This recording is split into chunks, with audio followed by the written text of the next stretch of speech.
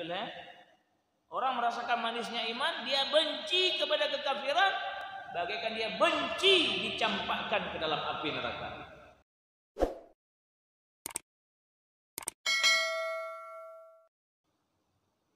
Salatun man kunna fihi wajada halawatal iman. Nah, lebuah perkara menyana ba urungnya, lebuah perkara dia akan mendapatkan manisnya iman. Iman akan mameh bak saudara urung menyana le perkara urung.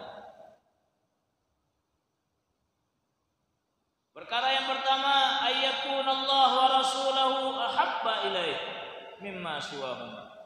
Bahwa Allah dan Rasulnya lebih dia cintai daripada siapapun dan daripada apapun.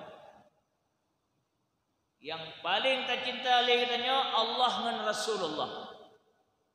Yang lain ubit yuknya mandu. Yang sabah syarat katanya merupa manisnya iman, halawatul iman, mameh iman. Ya mameh kamangan kan? Iman kana napi hana mameh pet. Satu. Yang kedua, wa ay yuhibbal mar'u la yuhibbuhu illa lillahi ta'ala.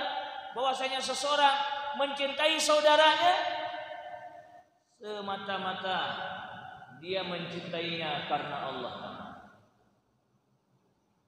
Menyebutnya tagasih kepada syariatnya karena Allah, maka rasakanlah manisnya iman.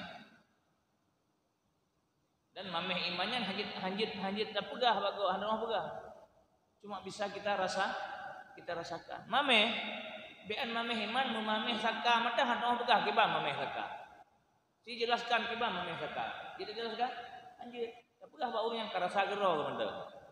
Kiba mameh saka cin rasa gero yang kenya mameh saka. Hanjit tak jelaskan ada gambar kiba mameh handah pegah.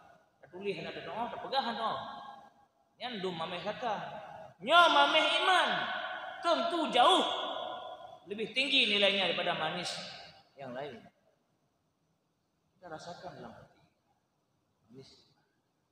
Satu tadi cinta Allah dan Rasul yang paling utama. Yang kedua cinta seseorang saudara kita karena Allah.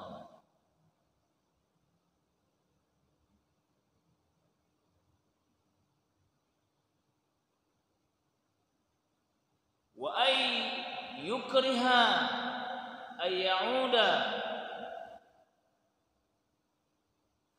fil kufri kama yukriha ay yuqdhafa finnar.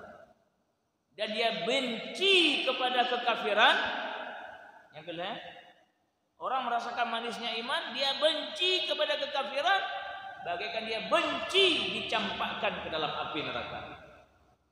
Kiban di hana galak sadai tamong lam neraka, tidak ingin dia masuk neraka, begitulah dia tidak ingin dengan kekafiran, dengan pekerjaan yang membawa kepada kekafiran, kembali kepada kekafiran. Artinya red lambut yang dia kekafir.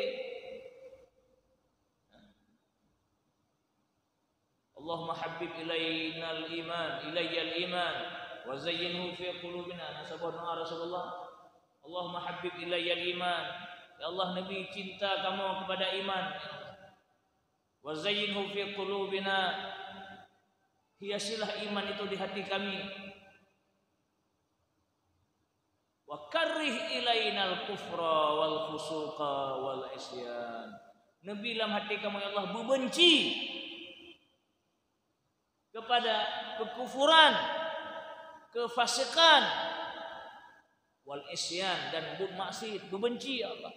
Lain macam benci kepada kekafiran, kekufuran, benci kepada kefasikan, buat pasir, benci kepada maksiat.